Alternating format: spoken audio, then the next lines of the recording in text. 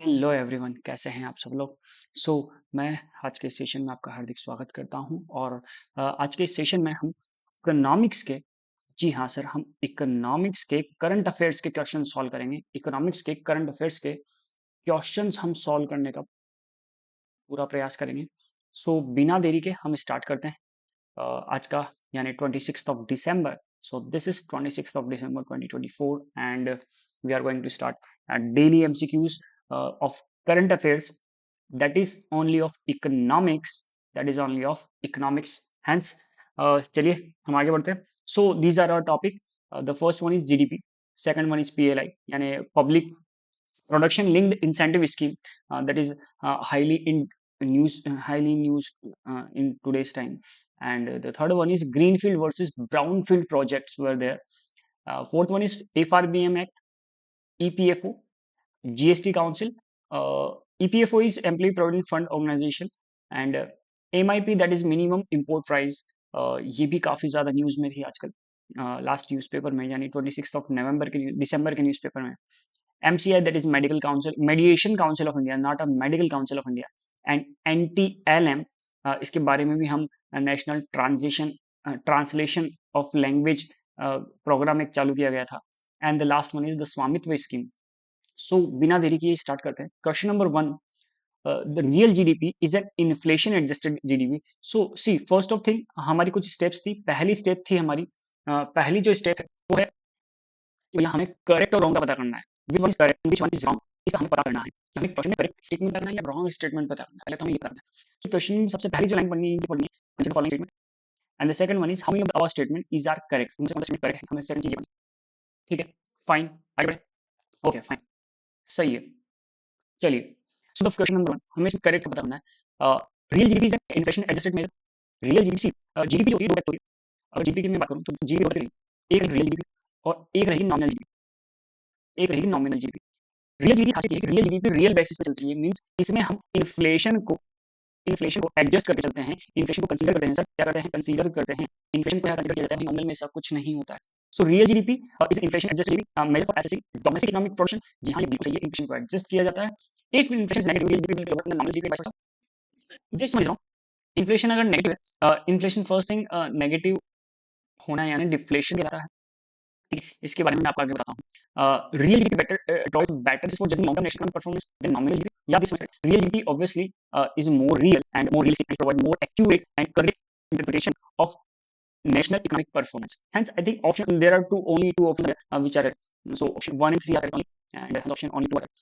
See, the statement really an inflation is a measure and that is the value of the all goods and services produced by the economy in a given year. Hence, it is also known as constant price giving, not constant price giving. Next one is so real GDP can be calculated through nominal GDP or GDP. Nominal GDP is a macroeconomic assessment of value of goods and services using current price measures. The main difference between nominal and real GDP are taking inflation into account. Since nominal GDP is calculated using current prices, it does not require any adjustment for it. See, nominal GDP में हम already current prices को use करते हैं, तो hence हम यहाँ पर inflation को एडजस्ट नहीं करते हैं. Got it? Means nominal में हम एडजस्ट नहीं करेंगे, रियल में हम एडजस्ट करके चलेंगे. Okay? Without a real, this means that if inflation is positive, real GDP may be lower than nominal. अगर inflation positive होगा तो समझिए ना बात को. Let's say अगर GDP 6% है, ओके, नॉमिनल रियल जीडीपी जो है, नॉमिनल जीडीपी 6% और रियल जीडीपी का है, तो नॉमिनल जीडीपी में से 2% इन्फ्लेशन आया और इन्फ्लेशन था 2%. क्या इन्फ्लेशन था 2%? 2% माइनस करना 4 से ना, तो इन्फ्लेशन जो था पॉजिटिव था. पॉजिटिव इन्फ्लेशन तो हमारी नेगेटिव चीज है. ठीक है, पॉजिटिव इन्फ्लेशन तो नेगेटिव होगा ना. सो नॉमिनल जीडीपी में से जब हम इन्फ्लेशन को एडजस्ट करेंगे तो रियल जीडीपी का कंसर्न आएगा. अगर हम इन्फ्लेशन पॉजिटिव होता है तो रियल जीडीपी लेस देन होती है. इन्फ्लेशन नेगेटिव होता है यानी साइन बहुत अच्छा है, इन्फ्लेशन नहीं है. इट मींस जी हाँ, हम नॉमिनल जीडीपी से ज्यादा रहेंगे. इवन नॉमिनल जीडीपी के बराबर तो हम मिनिमम रहेंगे ही. सही, ओके. खैर, चलिए आगे बढ़ते हैं. तो रियल जीडीपी भी lower than nominal and obviously बात है, रियल जीडीपी लोअर रहेगी देन नॉमिनल अगर इन्फ्लेशन पॉजिटिव होता है. और विदाउट रियल जीडीपी एडजस्टमेंट, अगर एडजस्टमेंट नहीं करे positive inflation, green GDP nominal, so statement is not correct and third one is always correct. So the third one is vice versa of the first statement. Has we can move ahead. So question with reference to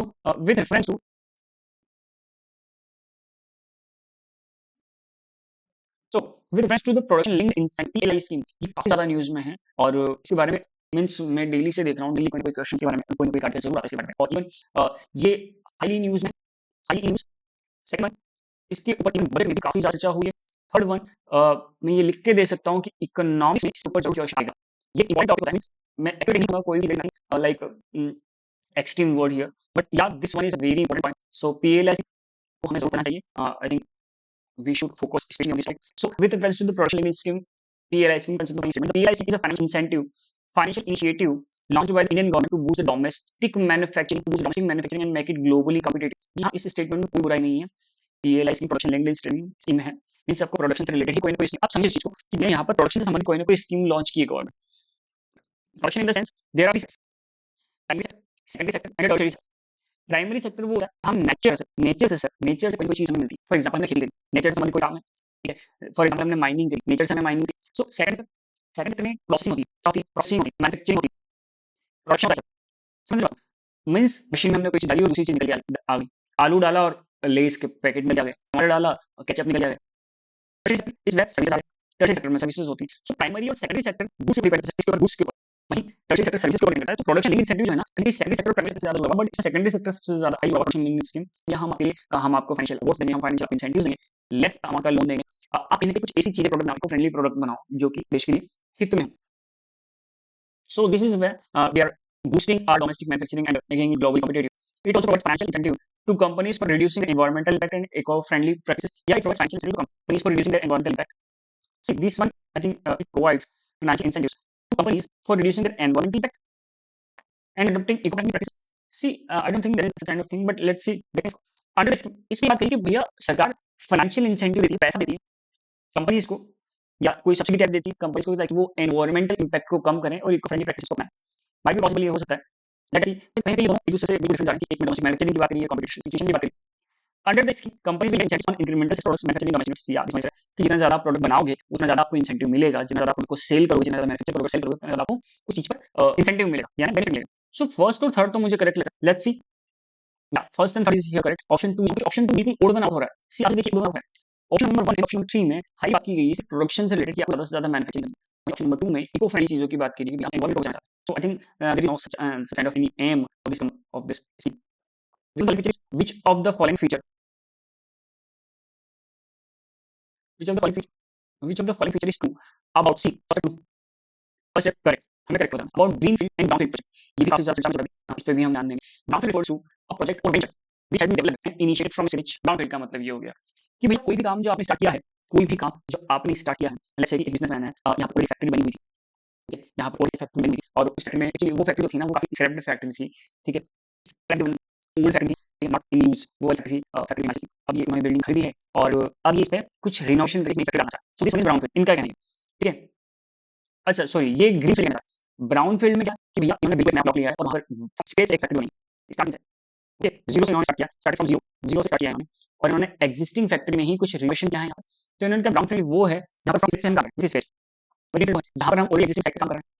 greenfield investment often have higher upfront cost than brownfield project. See listen to this one is, यहाँ पे इसको brownfield कहा है space वाले को, already existing greenfield कहा है.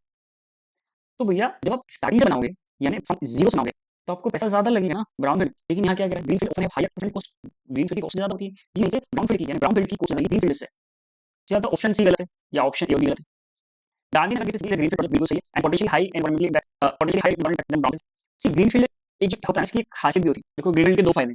First thing की कॉस्ट कम होती है ग्रीनफील्ड, सॉरी ये वाला ना जहाँ पर स्क्रैप डेवलपमेंट स्टार्ट करते हैं इसमें कॉस्ट कम होती है, ठीक है, कॉस्ट कम लगती है पहली चीज. दूसरी चीज एनवायरमेंट पे कम इफेक्ट पड़ता है, एनवायरमेंट पे इफेक्ट कम पड़ेगा, धूल कम उड़ेगी, कंस्ट्रक्शन का काम कम चलेगा, ठीक है, तो इन चीजों का भी फायदा मिलता है. तो कहीं जो ओल्ड फैक्ट्री से हम स्टार्ट करते हैं ना वो ज्यादा बेनिफिशियल होता है. सो ऑप्शन डी तो करेक्ट है यहाँ नो डाउट, ठीक है. एंड ऑप्शन सी और ऑप्शन ए ये टोटली करेक्ट करें मुझे, तो ए भी सही है या सी सही, बात समझ में आई? या तो ए भी सही है या सी सही. सो अगर ऑप्शन में देखें तो ए बी और डी कहीं यहाँ नहीं रहा और सी और डी आ रहा है, तो आई थिंक ऑप्शन सी यानी सी और डी सही है. ब्राउन फील्ड और ग्रीन फील्ड को कहीं यहाँ पर एक्सचेंज कर दिया.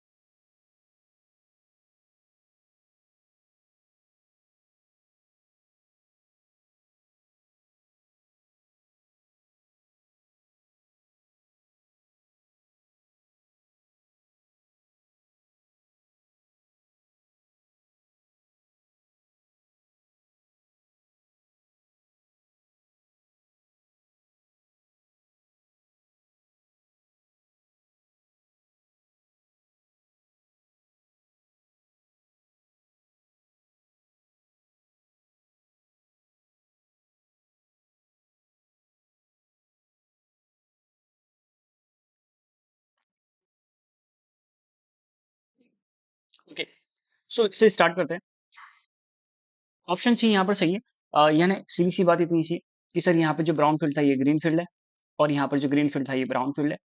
यानी जहाँ पर हम फ्रॉम ज़ीरो यानी स्क्रैच से कोई चीज़ बनाते हैं, प्लॉट लेके उस पे स्टार्ट करिए बनाना प्रीमाइसेस, वो ग्रीन फील्ड कहलाएगा। और जहाँ पर हम ऑलरेडी किसी पुरानी बिल्डिंग में, बी से आप बिल्डिंग ले लीजिएगा, ऑलरेडी बिल्डिंग है आपका, उसी में आप कुछ न कुछ चला रहे हैं, वो ब्राउन फील्ड कहलाएगा। चलिए आगे बढ़ते हैं, ठीक है? गांधीनगर की गिफ्ट सिटी, जी यानी ग्रीन फील्ड मानिएगा, ठीक है? और ठीक है, बाकी सभी सेम है। एक आर्टिकल आया था India maps industrial park route to turn factory giant. So यहाँ पर एक काफ़ी बड़ा एक मॉडल इसका एक आया था, आर्टिकल भी आया था और इसमें मॉडल की बात की गई थी कि किस टाइप का मॉडल प्रोजेक्ट ये यूज़ कर रहे हैं। सो उसके ऊपर काफ़ी चर्चा हुई है। एफआरबीएम की बात करते हैं, physical responsibility and budget management, FRBM act 2003। So the FRBM Act establishes target for debt to GDP ratio. First thing समझते हैं एफआरबीएम का मतलब क्या है। सी ये एक्ट पास क्यों किया गया है, what is act pass, of course we right to understand what is FRBM act here. See the word physical responsibility and budget management. See कहने का मतलब क्या है, फिजिकल वर्ड का है खेल, the problem is physical deficit, problem is physical deficit, problem है physical deficit. Actually हमारा इंपोर्ट ज्यादा हो रहा है एक्सपोर्ट से, इंपोर्ट ज्यादा हो रहा है एक्सपोर्ट से, हमारा एक्सपेंडिचर ज्यादा हो रहा है इनकम से। सो इस प्रॉब्लम को सॉल्व करने के लिए हमने एक पास कर दिया, कानून बना दिया। इस कानून के तहत एक कमेटी बैठती है, एफआरबीएम कमेटी, ठीक है, एफआरबीएम काउंसिल, वो डिसाइड करती है कि हमारा डेट जीडीपी रेशो कितना परसेंट होना चाहिए, ठीक है। अगर हमारा जीडीपी इतने लाख करोड़ की इनकम कमाई है देश, तो उसका कितना परसेंट डेट हमारा होना चाहिए, उन्होंने फिक्स करते हैं, ठीक है। इनका काम है, तो इनका काम है कि हमारे फिजिकल डेफिसिट को मेंटेन यानी बैलेंस करके चलेगा। सो एफआरबीएम एस्टैब्लिश टारगेट, बिल्कुल सही, for debt to GDP ratio as one of its main objective, exactly.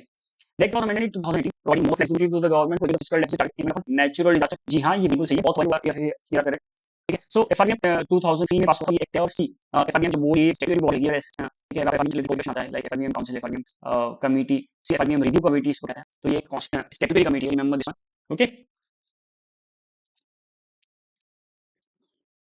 एक एम्बिशियस टारगेट डील करती है, बनाती है, सेट करती है डेट रिडक्शन बिल से and to leave the general government debt 60% of GDP by 24 to 25।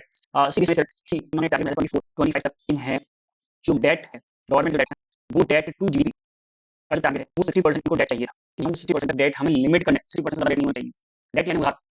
Economic review committee ने ये भी कहा कि डेट टू जीडीपी 60% जो होगा वो कंबाइंड होगा स्टेट और जनरल गवर्नमेंट का 23, जिसमें 40% सेंट्रल गवर्नमेंट उधार ले सकती है, 20% स्टेट गवर्नमेट उधार ले सकती है, ये दोनों गवर्नमेंट का कंबाइंड है। 2018 में सबमिट किया गया था और टारगेट सेट किया था 3.1% for March 23, 3.1% is a physical deficit target. See this is physical deficit target. Actually पहले इन्होंने टारगेट बढ़ा दिया था, पहले उन्होंने टारगेट कम रखा था, फिर बाद में इन्होंने बढ़ाया। इवन सी एक आर्टिकल आया कि फाइनेंस मिनिस्ट्री में हियरिंग फाइनेंस मिनिस्ट्री रिपोर्ट की गवर्नमेंट कमिटी को 30% टू 4.5% फाइनेंशियल 26 एंड इसके ऊपर काफी बड़ा एक आर्टिकल भी आया और एफआरबी में के तहत काफी बड़ी बात भी है यहाँ पे। सो आप इसको पढ़ सकते हैं। ईपीएफओ की बात करें, employees provident fund organisation, EPFO की बात करें, इनमें से करेक्ट बताना, यहाँ पर क्या लिखा हुआ है, the board administers a contributory provident fund, a pension scheme and insurance scheme for the workforce engaged in organised sector. काम की बात करें तो ईपीएफओ जो है ये स्कीम चलाता है, एक चलाता है प्रोविडेंट फंड वाली स्कीम, दूसरा पेंशन स्कीम, तीसरा इंश्योरेंस स्कीम, और ऑर्गेनाइज सेक्टर चलाती है। सी ये चीज तो करके ऑर्गेनाइज सेक्टर से चलाती है। ऑर्गेनाइज सेक्टर से मैं आपको मैं बता दूं, ऑर्गेनाइज और अनऑर्गेनाइज दो टाइप के सेक्टर्स होते हैं, एक होता है ऑर्गेनाइज, एक होता है अनऑर्गेनाइज, ओके। ऑर्गेनाइज सेक्टर जो होता है सर, ऑर्गेनाइज सेक्टर जो होता है ये वो सेक्टर होता है जहाँ पर रूल्स रेगुलेशन और हर तरीके की आपको फैसिलिटीज मिलती है। यहाँ पर मिलते हैं आपको, यहाँ पर अलाउंसेस मिलते हैं आपको, ठीक है, यहाँ पे आपको इंश्योरेंस मिलेगा, ठीक है, यहाँ पे आपको पीएफ मिलेगा, यहाँ पे बेनिफिट्स मिलेंगे, वो सारी चीजें मिलेगी जो आपको आने वाले कल में भविष्य में यानी रिटायरमेंट के बाद जरूरत पड़ेगी, वो सारी चीजें आपको फैसिलिटीज दी जाती है, ठीक है। अनऑर्गेनाइज में सब कुछ नहीं होता है सर, कोई फिक्स सैलरी नहीं है, कोई फिक्स जॉब नहीं है, कोई जॉब का फिक्स टाइम नहीं है, वो अनऑर्गेनाइज सेक्टर कहलाता है। ऑटो रिक्शा वाला एग्जाम्पल लीजिए आप, एक ठेला वाला, एक कपड़े वाला, एक सब्जी का ठेला चलाने वाला, इनका कोई फिक्स टाइम नहीं होता है, कोई इनकम नहीं होती है इनकी, hence we can say that these are under unorganised sector. चलिए हम आगे बढ़ते हैं इसके अलावा। सो दिस वन इज, जी हाँ, ईपीएफओ 3 स्कीम्स चलाता है, एक पीएफ फंड वाला चलाता है, दूसरी पेंशन स्कीम चलाता है, तीसरी स्कीम चलाता है। ईपीएफओ एक स्टैट्यूटरी बॉडी नहीं है, it is not a statutory body, जी हाँ, ऐसा नहीं है। और बी ऑप्शन गलत हो जाता है, तो बी ऑप्शन यहाँ पे सही लिया, बी ऑप्शन सही है, सही। आगे देखें, act and scheme framed and by tripartite body, board known as centre of trustees and PF consisting of representatives of government of both central and state employment. जी हाँ, ये बिल्कुल सही है। यहाँ ट्राइपार्टाइट बॉडी एक यहाँ पर बोर्ड बनता है जिसमें सेंट्रल गवर्नमेंट के एम्प्लॉयज होते हैं, ये होते हैं एम्प्लॉय होते हैं, और इवन सेंट्रल स्टेट गवर्नमेंट के एम्प्लॉयर एम्प्लॉयज इसमें होते हैं, ये बिल्कुल करेक्ट है। EPFO is under administrative control of ministry of labour and employment and government of India. जी हाँ, ईपीएफओ मिनिस्ट्री ऑफ लेबर के तहत आता है, बिल्कुल करेक्ट है। ईपीएफओ मिनिस्ट्री ऑफ लेबर के तहत, बिल्कुल हाँ, ईपीएफओ मिनिस्ट्री ऑफ लेबर के तहत आएगा। सो ऑप्शन इसका ए सी हो जाता है।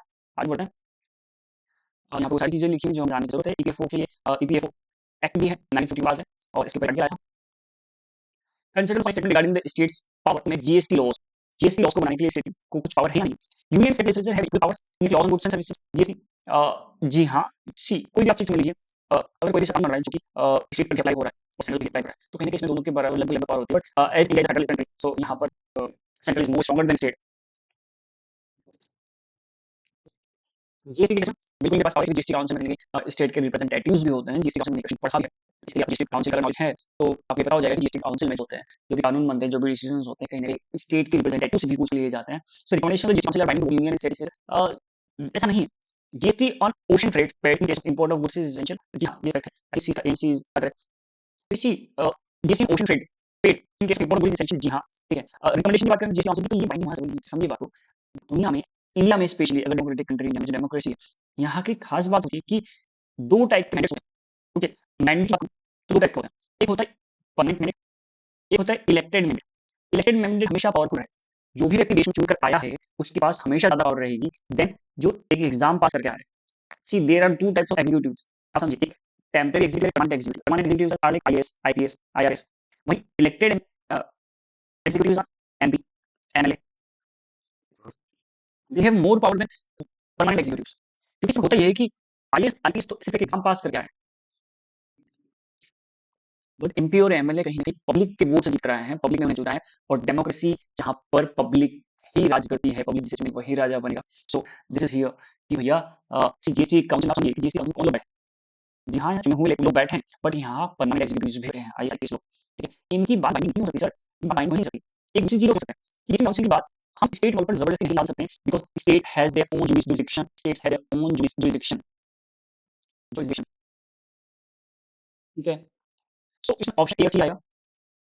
जीएसटी के लिए एक लॉस है कि जीएसटी काउंसिल की बातें हमेशा ऑलवेज बाइंड नहीं होती है, और उसमें एक आर्टिकल भी आया है, GST on use liable to vary by nature of business, which of the statement is correct हमें यहाँ बताना है, और यहाँ पे इनकरेक्ट आया है see with respect to minimum import price, है base price import committee is not allowed obviously. Minimum import price like एक होता है मिनिमम प्राइस, जहाँ पे मिनिमम प्राइस मिल जाती है कि किसानों से इससे कम में कोई नहीं खरीदेगा। उसी तरीके से मिनिमम इंपोर्ट प्राइस होती है जहाँ पर इससे कम में आप इंपोर्ट नहीं करोगे, क्योंकि अगर आपने इससे कम में इंपोर्ट किया तो कहीं ना कहीं हमारे डोमेस्टिक मार्केट पे कंपटीशन बहुत ज़्यादा बढ़ जाएगा, कंपटीशन डाउन हो जाएगा, क्योंकि कहीं कहीं चाइनीज प्रोडक्ट जो आ रहा है वो बिल्कुल कम रेट में आ रहा है, ठीक है? जो प्रोडक्ट हमारे यहाँ 50 का मिल रहा है वो चाइनीज प्रोडक्ट 40 में आ रहा है, तो ये तो प्रॉब्लमेटिक चीज़ है, ठीक है? तो हमारा मार्केट डाउन हो जाएगा।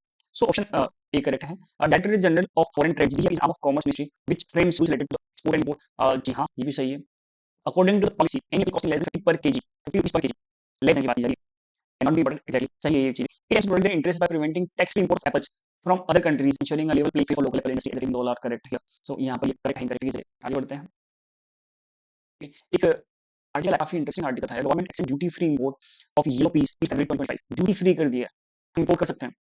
The government has extended the import of yellow peas from duty and MIP movement till February next year. However, the import are subjected to registration under online importing monitoring system with immediate effect. So you can see, and हमारे को mediation council of India के ऊपर बात की, लेकिन हमें पता करना है इसमें कि व्हाट मैंने एमसीएल से रिलेटेड कुछ बात करनी है। सी नाम से पता चला करने के लिए कि ट्रिब्यूनल्स और कोर्ट का बर्डन कम करने के लिए गवर्नमेंट ने एक ऐसा तरीका बनाया है कि हम बाहर ही समझौता करके किसी का समाधान निकाल जाए, ठीक है? 2 पार्टी आपस में लड़ रही है, उन्हें पहले बाहर बिठाकर, ठीक है, मीडिएशन करवाकर समझौता करवाया जाता है, उसको मीडिएशन काम कहते हैं, उसको हम मीडिएशन कहते हैं। खैर, parties must to settle civil और commercial disputes by mediation before approaching the court. जी हाँ, ऐसा होना चाहिए, और बट इस यहाँ पर मैंने माना कि ऐसा होना चाहिए कि सिविल और कोर्ट जाने से पहले सीधा ही इन्हें पहले मीडिएशन काउंसिल के पास होते हुए जाना चाहिए। Even if they fail to reach a settlement through pre litigation mediation, the court और ट्रिब्यूनल में at least stage for the parties mediation, बिल्कुल जी हाँ, ऐसा हो सकता है कि भैया पहले मीडिएशन स्टेज के पास ही, लेकिन वहाँ नहीं बनी, फिर कोर्ट है, कोर्ट में जाके जज लगा कि जी हाँ, अभी में समझौता हो सकता है, तो जज आगे इनको मीडिएशन स्टेज में भेज सकता है, ठीक है? The central government will establish mediation council of India. Obviously, ये काम government है, state government are not interested in these things. So it comes under the jurisdiction of district. I think this one here is one of the point that can be suspected. But see, option 1, 2, 3 are correct. So option 4 is also correct. So ये क्या लगेगा? Ministry से related एक topic है, ठीक है? और यहाँ पे बात इन्होंने की है civil and commercial disputes की। Parties must attend to civil. See, ये हो गया, ये भी हो गया हमारा। और the active liability commission in India in only domestic parties. See, only domestic parties are there. Involving at least one foreign party and relating to a commercial dispute. If related to a commercial dispute, there must be at least one foreign party. If the mediation agreement states that mediation is for this act. Okay. अगर ये सारी चीजें होती है, उस case में medicine council हो सकती है। अकीम लिंक इन कॉम्प्लीट रिफॉर्म ये आर्टिकल आया था। With reference to India, that is national translation mission, language mission, अभी तक तो final correct. And scheme pass launch 2008। जी हाँ, ये लॉन्च की गई 2008 में, मनमोहन सिंह की सरकार थी, और implemented to the central institute of Indian language CIL that is Mysore. तो सीआईएल है मैसूर में, और जी हाँ, ये भी करेक्ट है। Promoting publishing knowledge text translation major disciplines of higher education. जी हाँ, एजुकेशन से रिलेटेड चीजों को इन्होंने ट्रांसलेशन के लिए रखा है। And maintain the national translator website. Obviously एक सॉफ्ट कॉपी हमेशा रहेंगे, तो ये डिजिटल रिपोर्ट होगा। It is one of the digital report, kind of digital record. Okay, so all the about fact and this is your so question number 10 अभी तक तो स्वामी scheme काफी ज्यादा चर्चा में, मोदी जी का एक पॉइंट भी आया है यहाँ पर, मोदी जी का क्या है, government aims to distribute money to Swami rural property cards. So एक बार स्वामी स्कीम से रिलेटेड मैं करता बताना है और यहाँ पर मैंने करता बताना scheme of launch national panchayati raj जी हाँ बिल्कुल कहते हैं Swami survey of village mapping with improvised technology village areas, इसकी होती है survey of village, survey of village and mapping with improvised technology in village areas. ठीक है, फाइन। तो collaborative effort of the ministry of panchayati raj, state panchayati raj department, state revenue department, survey of India, hence yeah, it is correct here. And second one is also correct. So option ABC are correct. Hence we can say that all of the are correct. All four options are correct here. So the program is currently being implemented in 6 states. This is a highly important topic that this program is currently running in 6 states: Haryana, Karnataka, MP, Maharashtra, UP, Uttarakhand. So there are Uttarakhand here and MP, Maharashtra are there. MP, Haryana, MP, Maharashtra, and Karnataka one is one of the south state. So all four are correct here. Let us see about. So this is here Ministry of Panchayati Raj, State Panchayati Raj Department, State Revenue Department, Survey of India. Aim क्या है? Indian property valuation portion rural India. It is a scheme of mapping the land parcels in rural inhabited using drone technology, producing clearly for different stakeholders. The mapping will be done in phase over a period of 4 years from 2022-2024 and currently they are present in 6 states. So let us see about it. Total 6 states में ये काम चल रहा है और पिछले 4 सालों से ये काम चल रहा है कि इसमें हो क्या रहा है असल में कि कहीं ना कहीं टेक्नोलॉजी के थ्रू, ड्रोन टेक्नोलॉजी के थ्रू हम रूरल एरियाज का सर्वे कर रहे हैं, मैपिंग कर रहे हैं, ठीक है। और उससे रिलेटेड हम यहाँ पे एक स्कीम चला दी, स्वामित्व स्कीम। सो आज के लिए इतना ही। 26 ऑफ दिसंबर हम मिलेंगे 2024। सो हम मिलेंगे नेक्स्ट 27 ऑफ दिसंबर की न्यूज़ के साथ। आज के लिए इतना ही। जय हिंद, जय भारत।